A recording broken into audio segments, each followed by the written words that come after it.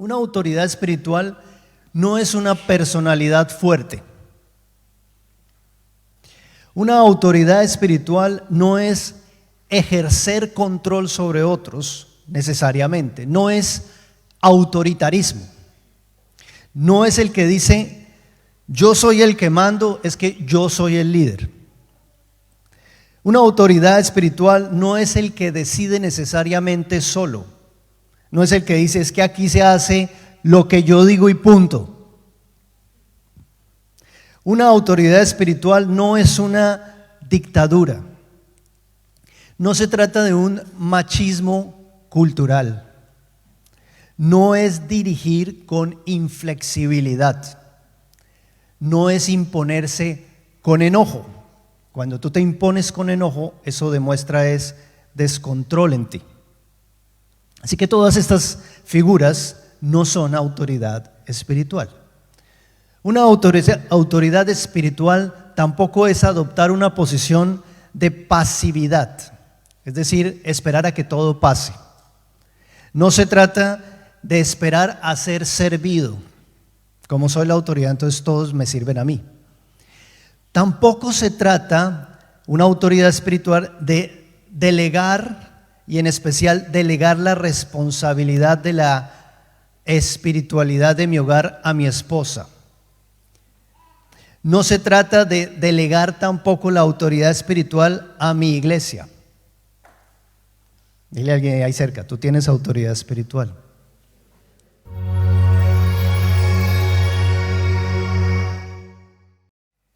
Dios nos dio a nosotros un reinado en la tierra. Es decir, Dios nos delegó a los seres humanos, al hombre, a la mujer, un gobierno espiritual sobre la creación.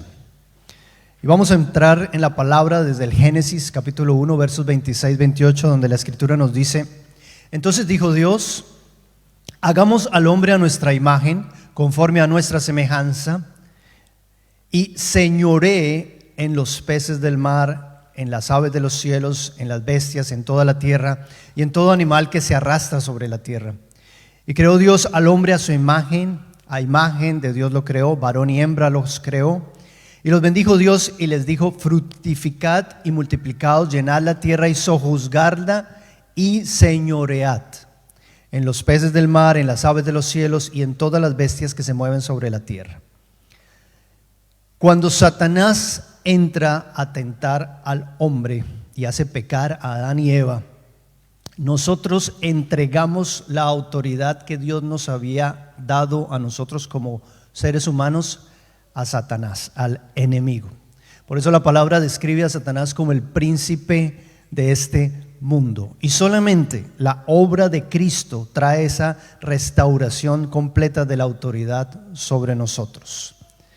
Así que la palabra del Señor nos dice en Santiago 4:7: someteos pues a Dios, resistid al diablo y huirá de vosotros.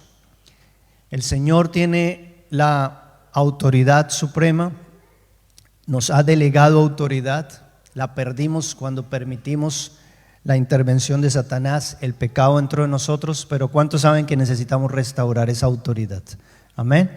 Vamos a orar, vamos a hablar de la autoridad espiritual. Padre del cielo, yo en este día, Señor, hoy quiero rendir ante ti este mensaje que tú has puesto desde lo alto, Señor, en mi corazón. Yo te pido de manera especial que hoy respaldes tu palabra, que hoy nos hables, Señor, que no sea solamente una palabra al aire, sino que sea multiplicada como esa semilla que tú envías al 30, al 60, al 100 por uno, Señor. Hoy rindo el poder de tu palabra bajo la autoridad y el respaldo de tu Espíritu, Señor.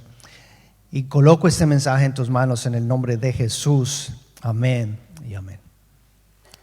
Yo creo definitivamente que uno de los problemas más grandes que tenemos en la actualidad es la falta de autoridad espiritual basado en la palabra de Dios. En algunos casos existen malas interpretaciones. Podemos también encontrar a veces falta de conocimiento. En otros también vemos que hay una autoridad mal ejercida o en otros casos sencillamente no está esa autoridad. Esto va a afectar y afecta muchas cosas, no solamente en nuestra vida, en nuestra sociedad. El cristianismo, por ejemplo, el testimonio del cristianismo se ve afectado ante el mundo. La dinámica de las familias se afecta cuando no se entiende la autoridad. La funcionalidad de los matrimonios. El buen desempeño de la paternidad también se afecta. El potencial de la iglesia se afecta. Y hoy vamos a empezar esta serie entendiendo de qué manera la autoridad hace parte de nuestras vidas, porque de alguna u otra manera todos tenemos un grado de autoridad. Autoridad es responsabilidad también. Amén. Dile a alguien ahí cerca, autoridad también es responsabilidad. Y todos tenemos algún grado de autoridad. Los padres tienen autoridad sobre sus hijos. Los reyes tienen actividad sobre sus súbditos. Un policía tiene autoridad sobre un ciudadano. Los apóstoles tuvieron autoridad sobre la iglesia. Los esposos tienen autoridad sobre sus esposas. Digan amén. Debemos entender que siempre que entramos a un lugar, en ese lugar hay una autoridad. Tú vas a un colegio y encuentras un rector, encuentras unos maestros. Si vas a una clase, vas a saber y reconocer que hay una autoridad. Si vas a una universidad, hay una autoridad. Si te diriges a una empresa, hay una autoridad. En una ciudad hay autoridades. En la familia hay una autoridad. En la iglesia también hay una autoridad. Es decir, que a lo largo de nuestra vida nosotros interactuamos con la autoridad. Es parte del desarrollo y el orden que Dios dispuso. Ahora, desafortunadamente, muchos hemos experimentado malas autoridades. Y ahí es donde empieza el problema, porque se ha distorsionado la autoridad de acuerdo a la imagen que Dios nos ha entregado. Entonces hay líderes en distintos campos que han quizás malinterpretado su autoridad y la han usado de manera equivocada. Porque sencillamente hay personas también que a veces desconocen su papel espiritual, su rol y su autoridad espiritual. Entonces esto crea en nosotros una serie de problemas. Porque en el fondo, cuando tú tienes una mala autoridad, tú en tu corazón se aviva una rebelión, se aviva una anarquía en los corazones. ¿Por qué? Porque se empieza a crear una desconfianza hacia la autoridad. Se empieza a crear un irrespeto hacia la autoridad. Y muchas veces nosotros llegamos aquí lastimados porque hemos vivido malas experiencias con la autoridad. Ahora, por otros lados también existe el otro escenario, y es que hay personas que tienen el lugar de autoridad, pero están ausentes del ejercicio de su autoridad. Entonces son, por ejemplo, padres que no están en su casa, ya sea físicamente o espiritualmente, ya sean personas que se desconectan completamente de su responsabilidad espiritual, líderes que no asumen o no saben realmente cómo se desarrolla una autoridad espiritual. Pero tener autoridad también es tener una gran responsabilidad. ¿Sí están acá? Bueno, así que para iniciar esta serie voy a empezar por enmarcar lo que no es una autoridad espiritual. Algunas ideas que quizás se han distorsionado en el mundo e incluso en la iglesia o en las familias de lo que no es una autoridad espiritual. ¿Qué no es? Una autoridad espiritual no es una personalidad fuerte. Una autoridad espiritual no es ejercer control sobre otros necesariamente, no es autoritarismo. No es el que dice, yo soy el que mando, es que yo soy el líder. Una autoridad espiritual no es el que decide necesariamente solo. No es el que dice, es que aquí se hace lo que yo digo y punto. Una autoridad espiritual no es una dictadura. No se trata de un machismo cultural. No es dirigir con inflexibilidad. No es imponerse con enojo. Cuando tú te impones con enojo, eso demuestra es descontrol en ti.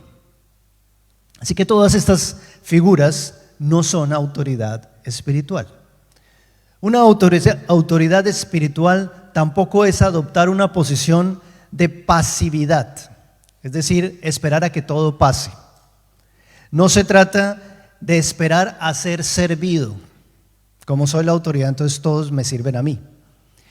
Tampoco se trata, una autoridad espiritual, de delegar, y en especial delegar la responsabilidad de la espiritualidad de mi hogar a mi esposa.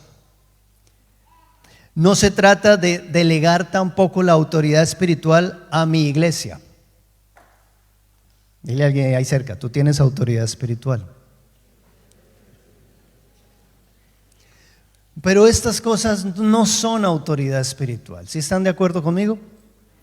Ahora, la pregunta entonces es, ¿qué es la autoridad espiritual?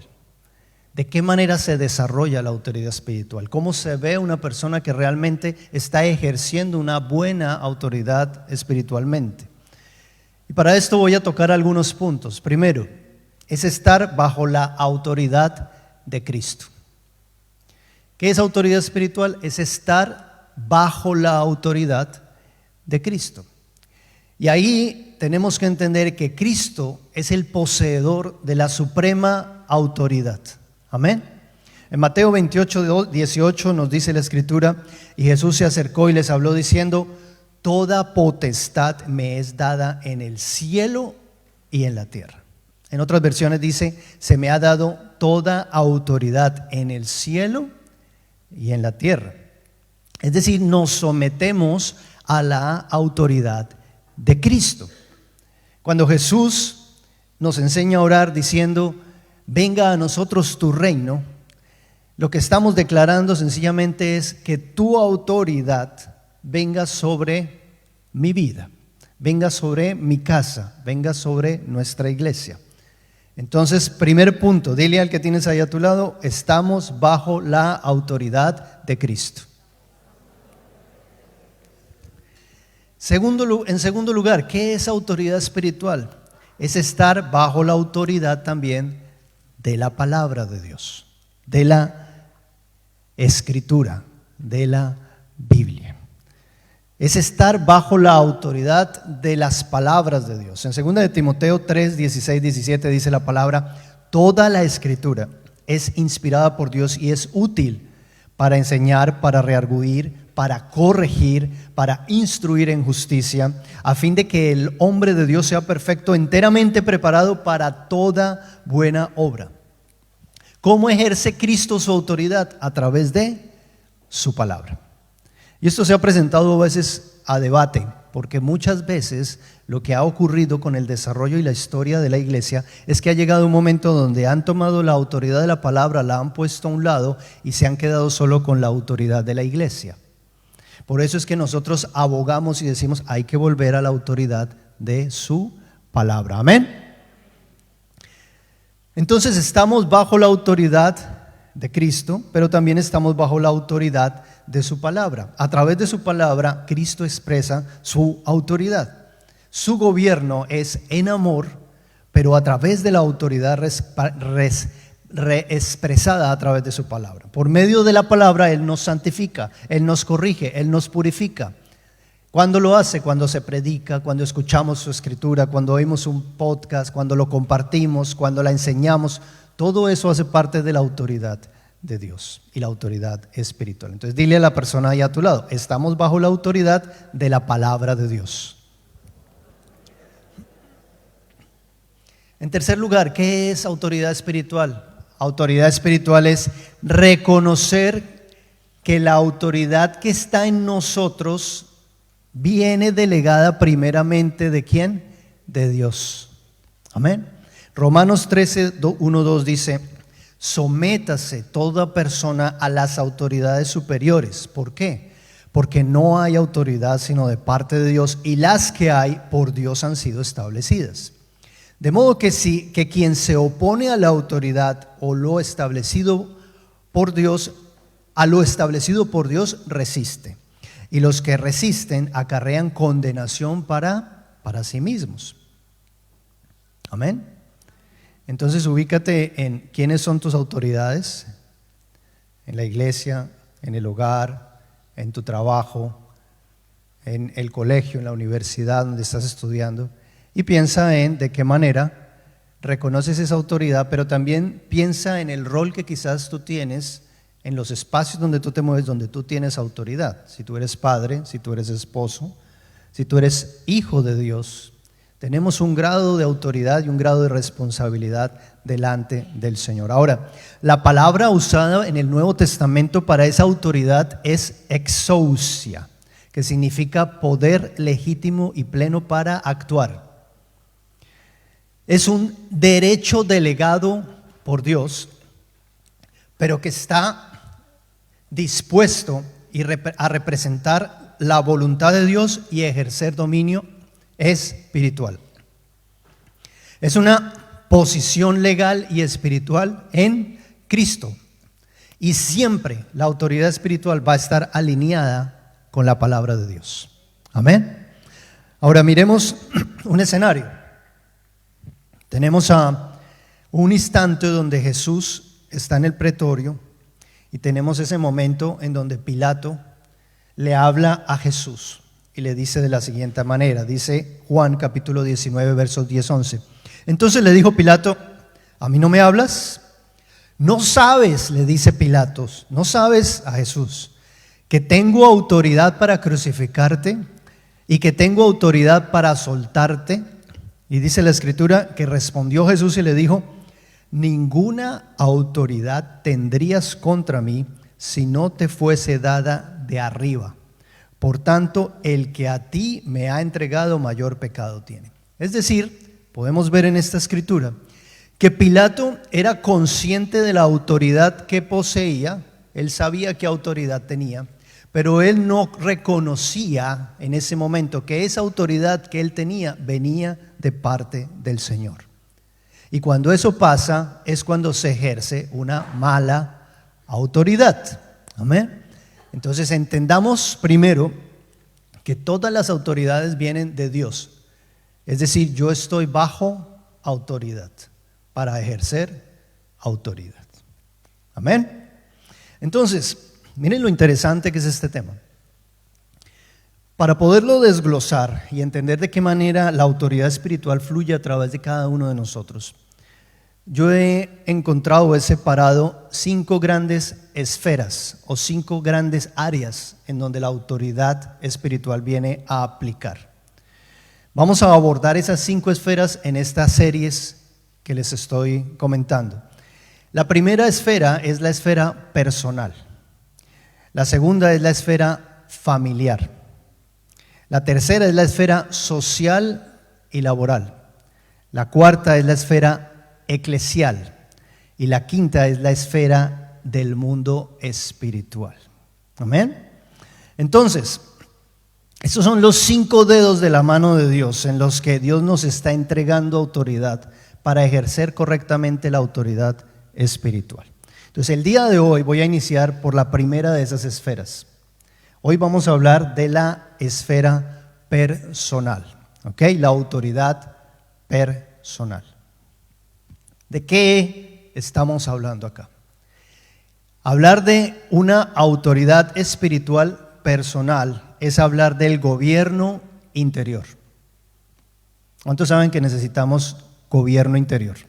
Gobernarnos a nosotros mismos. Es la primera y la más importante de todas las autoridades. Si tu autoridad sobre ti mismo no es gobernada, tampoco tienes esa misma autoridad hacia el exterior. Todo empieza por la autoridad sobre nosotros, sobre cómo nosotros nos manejamos. Vamos con la escritura. Proverbios capítulo 25, verso 28 dice la escritura: como ciudad derribada y sin muro es el hombre cuyo espíritu no tiene rienda. Vuelvo a repetirlo. Como ciudad derrumbada y sin muro es el hombre cuyo espíritu no tiene rienda.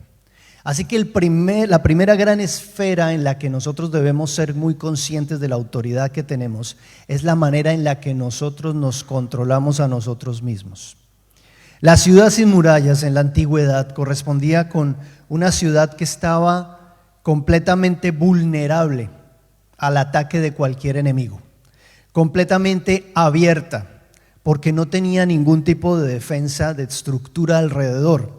Entonces, así la ciudad fuera hermosa, así la ciudad fuera fantástica por dentro, su falta de protección pues permitía sencillamente que el enemigo pudiera entrar y destruirlo.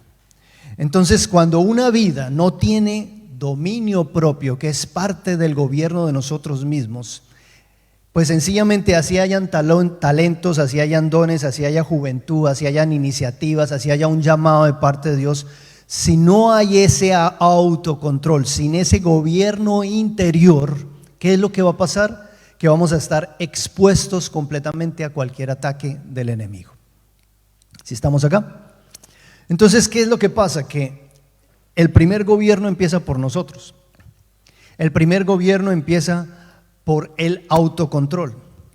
Si tú no trabajas en ti, entonces empiezas a tener acceso abierto a tu interior. Estás caminando completamente sin protección, andas sin armadura. Es como una persona que está desnuda y vulnerable completamente en medio de la guerra. Cualquier cosa, cualquier bala, cualquier medio ataque lo va a tumbar. Entonces el autocontrol empieza siendo la primera pieza de esa muralla del carácter, de esa estructura de la autoridad espiritual que Dios quiere construir en nosotros. Si no está construido ese gobierno interior en nosotros, cualquier impulso, cualquier prueba, cualquier tentación, cualquier cosa, debilidad, va a ser la oportunidad para que el enemigo te haga tambalear. Él va a entrar, va a invadir, va a desestabilizar, va a saquear, va a destruir todo lo que Dios quiere edificar contigo. ¿Por qué? Porque no hay autocontrol. Dile al que tienes ahí a tu lado: vamos a desarrollar el primer gobierno espiritual. El primer gobierno espiritual empieza por ti mismo. Proverbios capítulo 16, verso 32 dice: mejor es el que tarda en airarse que el fuerte, y el que se enseñorea de su espíritu que el que toma una ciudad. Imagínense el valor delante de los ojos de Dios de la persona que se sabe controlar. Eso es control, autocontrol, dominio propio. El que sabe reconocer y controlar sus emociones, sus impulsos, su carne. A veces nuestras emociones andan descontroladas y muchas veces es porque nos hace falta esa administración de sanidad, a veces por cosas que venimos de atrás, y entonces no tenemos el control, no tenemos el dominio propio para enfrentar nuevamente nuestros retos o nuestros desafíos. Y necesitamos pedirle al Espíritu Santo que nos desarrolle ese dominio propio, ese gobierno sobre nosotros mismos. Y aquí aparece en Gálatas 5:22, por supuesto, el Espíritu Santo aparece con la templanza como uno de los frutos del Espíritu Santo. Mas el fruto del Espíritu Santo es amor, gozo, paz, paciencia, benignidad, bondad, fe, mansedumbre, templanza. Contra tales cosas no hay ley. En otras versiones aparece como dominio propio. Así que estamos hablando de actuar con moderación, controlar los impulsos, manejar nuestras pasiones, dominar nuestros sentidos, nuestros placeres, conducirnos con equilibrio, con razón. Ahora, bíblicamente hay muchos personajes que perdieron el dominio propio, perdieron su autoridad espiritual en un instante a nivel personal y se salieron de control. Y a veces hay personas que incluso históricamente en la Biblia llegaron a tener lugares de privilegio y por su pérdida de autocontrol y de dominio propio dañaron todo. o les causó mucho consecuencias, ¿no?, del pecado. Tenemos situaciones donde hombres perdieron su control a nivel sexual. Sabemos que David perdió su control con Betsabé. Sabemos que Sansón perdió el control con Dalila. Se puso de romántico y perdió el juicio.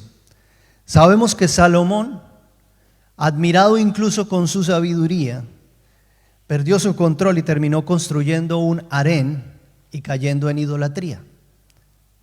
Hombres y personajes de la Escritura que perdieron su dominio propio, su control, su primer gobierno, el más importante.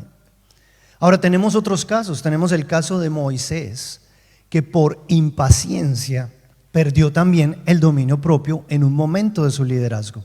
Y con esa pérdida de dominio propio le representó a él la pérdida de la posibilidad de entrar a la tierra prometida con todo el pueblo. En Números 20, 12, 11 leemos: entonces alzó Moisés su mano y golpeó la peña con su vara 2 veces. Y salieron muchas aguas y bebió la congregación y sus bestias. Y Jehová dijo a Moisés y a Aarón: por cuanto no creísteis en mí para santificarme delante de los hijos de Israel, por tanto no meteréis esta congregación en la tierra que les he dado. Así que el pueblo comienza a quejarse con Moisés. Venían en el desierto, venían de tener sed, venían de tener luchas. Ellos y Moisés y Aarón se dirigen al tabernáculo. Le dicen al Señor: Señor, ¿qué hago con este pueblo? En ese momento Dios les da unas instrucciones muy específicas y les dice: habla a la roca. Habla a la roca. Moisés, sin embargo, se impacienta porque el pueblo seguramente empezó a decirle: pero ¿por qué nos sacaste a este desierto? ¿Pero a qué nos vinimos a meter en este espacio aquí? Tenemos sed, nos estamos resecando. Y Moisés se impacienta con el pueblo y termina no hablándole a la roca, sino golpeando la roca. Y la golpea 2 veces fuertes y entonces sale agua de la roca. ¿Qué pasó? Que a Dios no le gustó esto.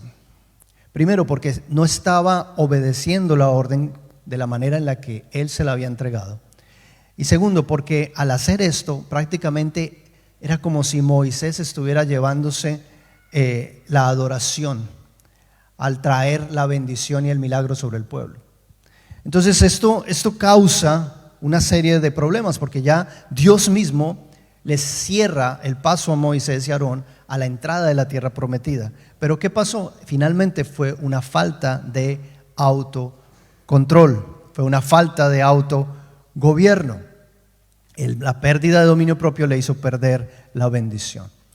Ahora tenemos otro caso de falta de obediencia y falta de sumisión donde se perdió el control, y es el caso de Saúl. ¿Cuántos conocen a Saúl, al rey Saúl?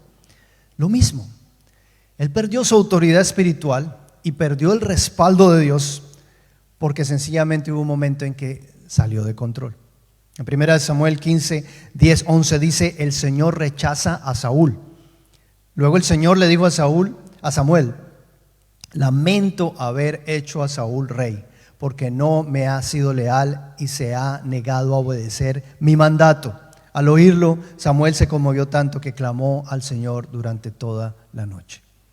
Así que tenemos una historia donde Samuel es escogido para tener un lugar de autoridad. Samuel es escogido para que pudiera realmente ejercer una autoridad espiritual correcta, pero él no lo hace. Hay un momento donde Dios les da una orden clara y les dice: ve, destruye completamente a los amalecitas, no perdones nada, ni personas, ni ganado, nada. Cuando el pecado sube a los extremos, cuando un pueblo es completamente idólatra, Dios también tiene un punto donde su balanza ya pasa de la misericordia al juicio. Y por eso determina y dice: destruye a los amalecitas.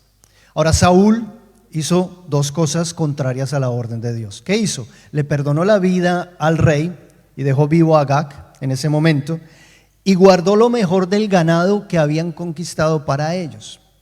Entonces, de esta manera podemos ver varias cosas. Primero, Saúl se deja llevar por la influencia del pueblo y por querer agradar a la gente y no a Dios. Termina haciendo lo que la gente quería y no lo que Dios le había mandado. Entonces tenemos un momento en el que él pierde el dominio propio porque sencillamente se deja llevar por la presión del pueblo. Tenemos en 1 Samuel 15:24, hay un momento donde dice: temí al pueblo y consentí a la voz de ellos, diciendo Samuel. Le faltó también, por otro lado, el dominio sobre la codicia. Como vio la oportunidad de hacerse a recursos y vio la oportunidad de sacar de ahí cosas buenas, se fue con la codicia. Como aquí a algunos les gusta el dinero, o les gustan los dólares, o les gusta el trabajo, y de repente su corazón se desvió y perdieron su autocontrol. La falta de dominio también fue sobre su propia voluntad, porque prefirió la voluntad de él y no la voluntad de lo que Dios quería en ese momento. Entonces tenemos casos donde podemos ver que la falta del gobierno de nosotros mismos puede acarrear, así Dios te haya levantado a lugares de privilegio, puede acarrear una caída. Entonces, ¿cuántos quieren trabajar en su autocontrol, en su gobierno propio? Amén. Entonces viene la siguiente pregunta: ¿cómo se cultiva el autocontrol? ¿Cómo crezco yo en mi autocontrol? ¿Cómo puedo yo realmente desarrollar ese gobierno sobre mi propia vida? El primer punto sobre esto es sometiendo mi vida a la autoridad del Padre. Dile a alguien a tu lado: sometiendo tu vida a la autoridad del Padre. Y es que hablar de autoridad también es hablar de sometimiento. Porque uno de los problemas más grandes que hay hoy en día y que nos cuesta a nosotros más como seres humanos, como creyentes, es la falta de sometimiento. Ese es uno de los problemas más recurrentes en la vida y en nuestra vida, porque en nosotros hay una tendencia en la carne a la rebelión, hay una tendencia al orgullo. Ahora, cuando llegamos a Cristo, nosotros nos presentamos delante del Señor y empezamos a menguar, porque ahora empieza la voluntad de Cristo a estar por encima de nuestra voluntad. Entonces Dios empieza a tratar nuestra voluntad, que viene siendo obstinada, que viene siendo inquebrantable, que viene siendo testaruda, terca, viene y empieza a trabajar sobre nuestra voluntad. Y que realmente ese tipo de actitud y ese tipo de voluntad es la que finalmente nos ha venido trayendo una serie de problemas a lo largo de nuestra vida. Así que el Señor tiene que empezar a procesar en nosotros nuestra voluntad, a quebrar de alguna manera nuestra voluntad, para empezar a sanar también nuestra autoridad. Porque si tú no estás bajo autoridad, tampoco vas a poder ejercer tu autoridad. ¿Cuántos están acá? Amén. Entonces Dios quiere quebrantar nuestra voluntad. ¿Para qué? Para sanarnos, para ponernos nuevamente en la posición de autoridad que Él nos entregó desde su creación. Viene a sanarnos, viene a sanar nuestra mente, nuestras emociones, nuestra voluntad. Así que vemos en la misma figura de Cristo ese sometimiento a la autoridad del Padre.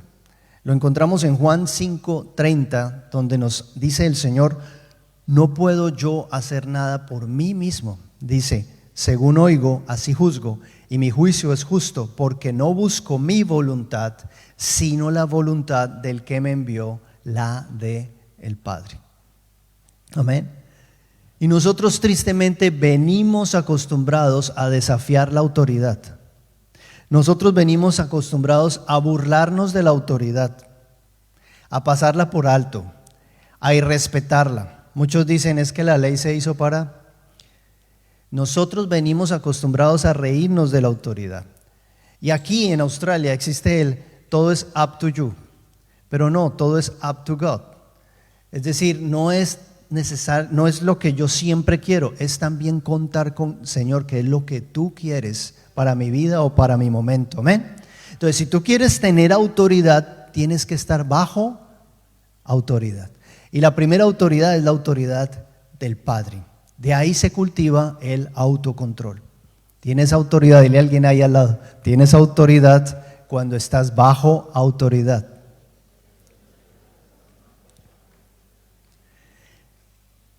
Segundo, ¿cómo cultivamos el autocontrol? Derribando argumentos. ¿Cómo? Derribando argumentos. El gran campo también de batalla con el autocontrol está aquí en la mente. Hay libros enteros que se han escrito respecto a la guerra que ocurre en la mente de nosotros.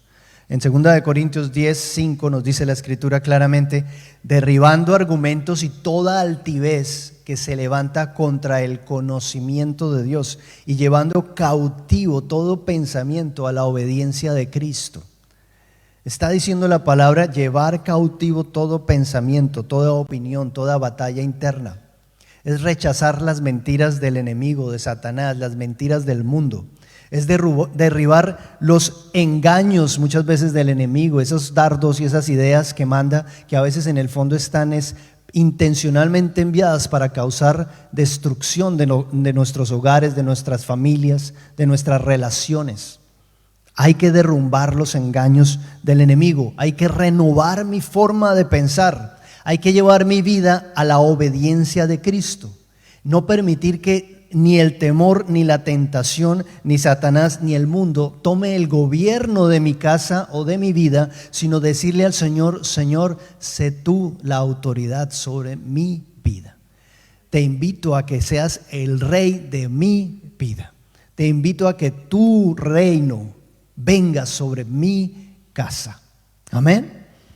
Entonces es regresar al gobierno de Cristo, es regresar al reino de Dios sobre nosotros. ¿Cómo puedes ver un cristiano que realmente está bajo, que tiene esa autoridad espiritual, que ha trabajado en derribar argumentos, que ha trabajado en reconocer la autoridad del Padre? Tú lo vas a ver, y es un cristiano que empieza.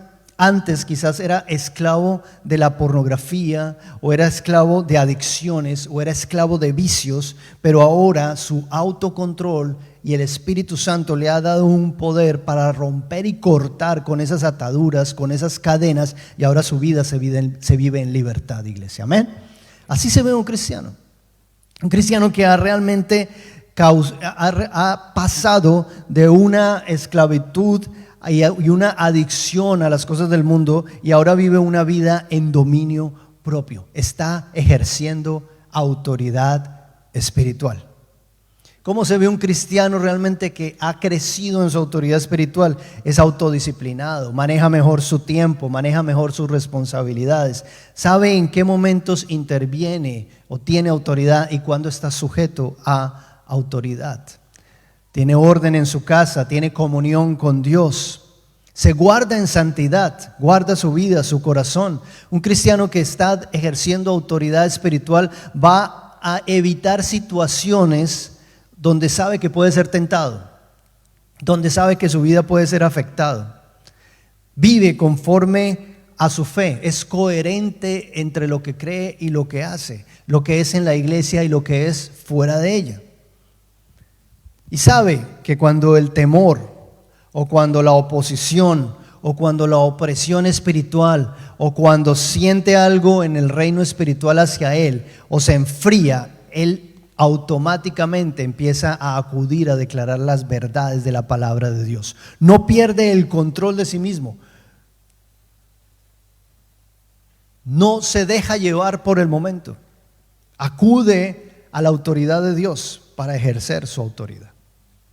Y quiero dejar este último y tercer punto que ayuda a desarrollar esa autoridad espiritual, y es depender del Espíritu Santo. En Gálatas 5:25 dice: si vivimos por el Espíritu, andemos también en el Espíritu.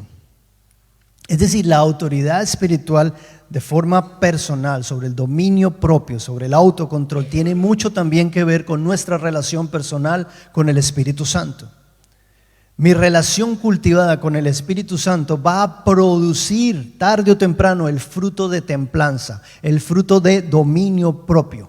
Impacta mis pensamientos, impacta mis emociones, influye sobre mis decisiones. El Espíritu Santo va a acabar con mis malos hábitos de rebeldía, mis malos hábitos de anarquía, va a forjar mi carácter. Yo aprendo a depender del Espíritu Santo, aún en todas mis debilidades. Entonces tenemos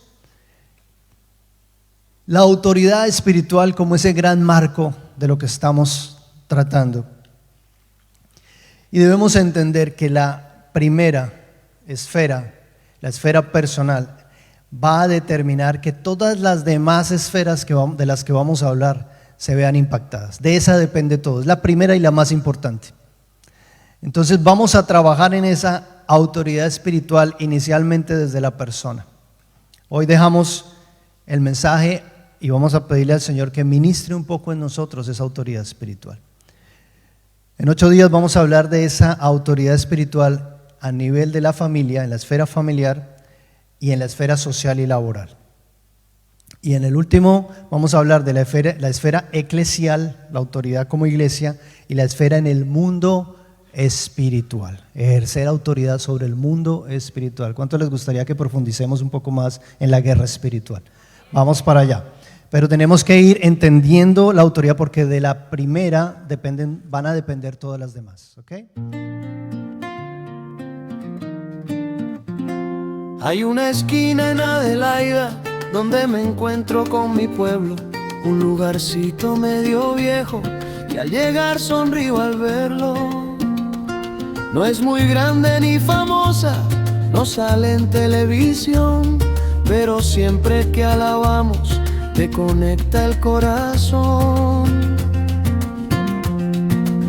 Iglesia Life, así nomás, con café gratis y abrazos de verdad.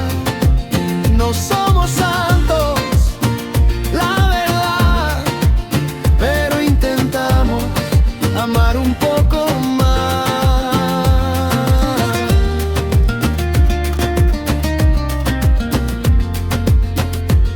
La alabanza está sin tiempo en la semana para ensayar, y aunque siempre hay contratiempos, su presencia siempre está.